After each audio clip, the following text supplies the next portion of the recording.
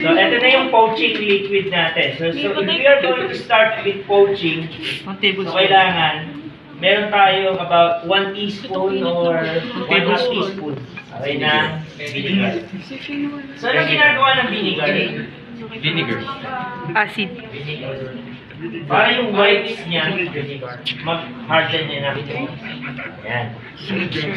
So, sa classic way of poaching egg, meron pa silang cold water dito. Ice bath. So, kukunin nila, tapos ina-drop sa ice bath. So, since wala tayo, for the record, kasi may mga comment wala tayo, gusto natin, serve natin agad. So, ito yung gagawin natin. So, ang reason natin behind this one is makuha natin kung what is the method all about, the techniques all about. Okay? So, ang gagawin natin, gagawa tayo ng parang vortex sa loob. So, medyo masyadong mali. So, gagawa tayo ng vortex. Oo na. Amazing. Okay kayo, Sweet lang, sweet. Sweet. Pang Protect pagmukha your lang. peace. Yan. Then, mag-crack tayo ng egg sa bowl. Akin na, Ben. After natin mag-crack ng egg sa bowl, Ay, sorry, Ben. Ganda. Sige. Ikot mo. Wag! Wow. Gordon Ramsay. Itlog. So, mapapansin natin, so ilapit yung camera. Para pag pinost natin sa video. Yan. Yan. So, mapapansin natin, yung egg niya, yung whites, so magko-cover siya doon sa yellow, sa egg yolk. Okay, so stop na. Okay? Tingnan natin.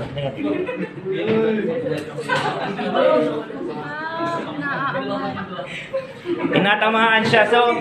So kapag ganito kapag gumagawa kayo ng poaching liquid, so dapat maging aware kayo. Okay, maging aware kayo doon sa what? Doon sa bubbles na tumatama doon sa itlog. So once na ma-reach niya yung boiling point ulit at mag-hit doon sa egg yolk, ang mangyayari, ano? Magiging tatama yung bubbles, basag yung itlog. Mag-crack. O yan, pwede na yan. So, a couple of minutes pa. Scoop natin sa rice. Teka, tingnan natin.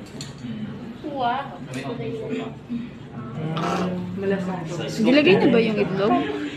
Oo, may Dapat kanina hindi pa. tamaan, ha? Huwag mong basagin, ha? Sige, scoop. Huwag mo muna isalin. Patuluin mo yung tubig. So, ang ginagawa dito, so they have what we call ice cold water. Tapos i-dip nila sa ice cold water. Tapos tatanggalin. Bakit? Para ma-stop yung kasi may may continuous cooking pa, may cook over na tinatawag. So, dapat runny. Pero ito, sa tingin mo, runny ba yan? Oo. Yan. So, runny ba yan? Ayan. So, nagawa natin. Ganyan ba yung nagawa mo? Hindi. O, sige, gawa ka pa ulit na balibago. So, how do we do it? So, we crack the egg. Crack the egg.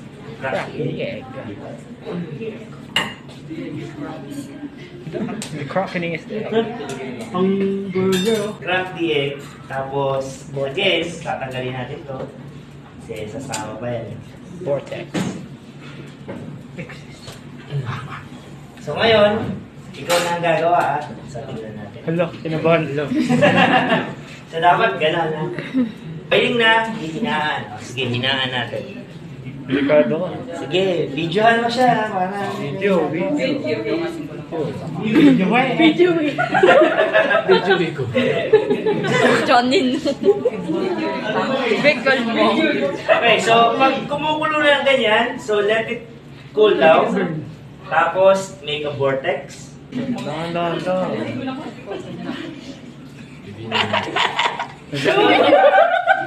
Nagawin niyo to, ha? Yes. Vortex. Kamay ko. Malamig dito.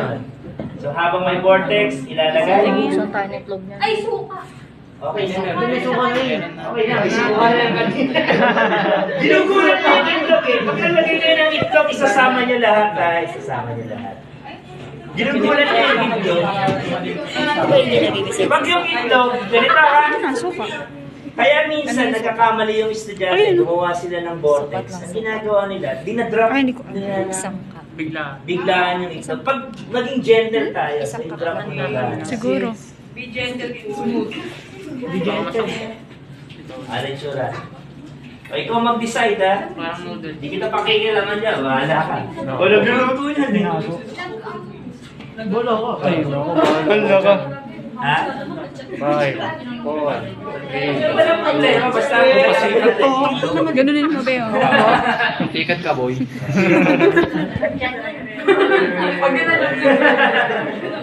Wala man lang transition talagang gano'n. Hindi man lang dahan-dahan. No? Okay na? Kinuhanan kayo, puro nuko. Check. Ito naman. Siksikan. Kung nahihirapan ka, Tikat ka, boy. Bukas na ba, sir? oo, ibig sabihin hindi pa. Stop. Stop. Hindi pa yan, hindi pa yan. Kinakabahan siya. Stop. Dahan-dahan lang. Talaga. Hindi na namin ito ah, yun. Bubbly pa. Legit ba? Well, lumilipad yung video.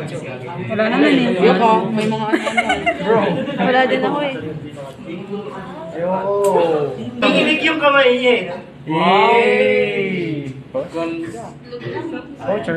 So, okay lang. Sige. Hindi yan. Okay. So, very good. Poachers. Okay na. Yan. O, next naman natin is hollandaise.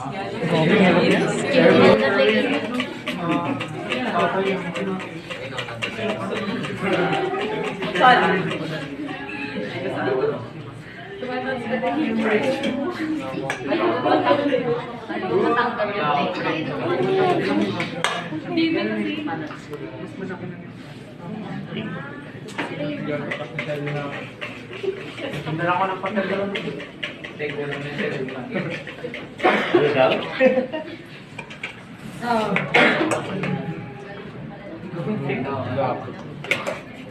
Wala pa na siya.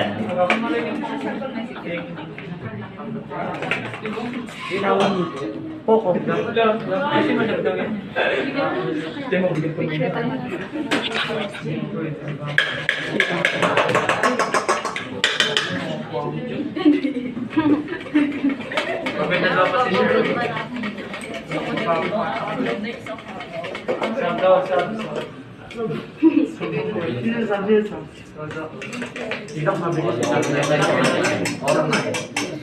Sa panggalan ng nawala si Eshkil. Oo, iniwan tayo. Oo, iniwan. Singgo na yun. May dos ka sasya namin. Sasya na hinanap ko na pa. Grabe ka magutom ah. Nagutom din kami pero bumalik kami. Ayan yung hollandaise sauce natin, ha?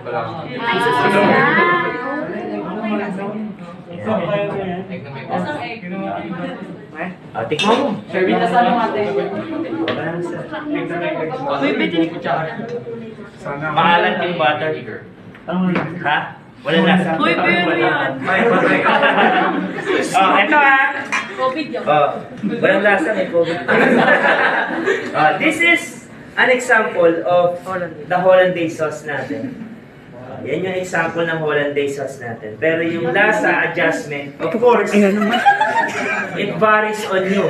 Kasi kung anong flavor yung ilalagay natin, is either mustard, we put some mustard on it, we put some white pepper, we put some salt, kapag unsalted butter. So, ito, tingnan nyo yung natira sa akin. So, natira yung milk components. Okay? Natira yung milk components, pero nandito na dun sa butter component. So, hindi siya naging scrambled egg, but naging sauce siya. Okay? So, tingnan natin ha. So, i-focus natin yung camera. Dapat yung egg, runny siya. So, tingnan natin.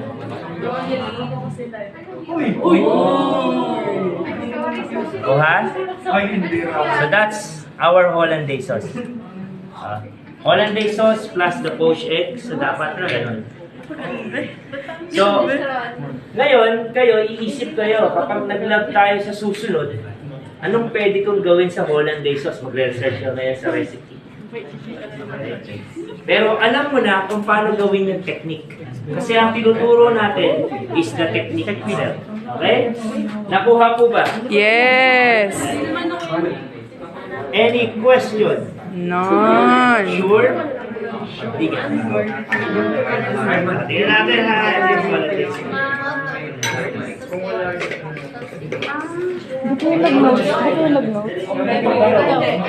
Kasi dito yung ano natin, environment natin medyo malamig. So, ganito yung nagiging texture niya. Pero, kapag nandun tayo sa kusina, magiging runny pa yan. So, hindi naman natin pwedeng biglayin dito kasi ang mangyayari, magiging scrambled egg. And we don't want scrambled egg. Nakuha po ba? Yes. So, ito yun ha. So, may poached egg tayo, may hollandaise. So, ang kailangan lang, ang poached egg natin ay Rani. runny. O, tingnan ulit, tingnan. O, dapat runny. Tinusok. Ano? O, ha? Nakuha po ba? Yes. Runny? Tumatakbo? Question. None. Nan? Sige.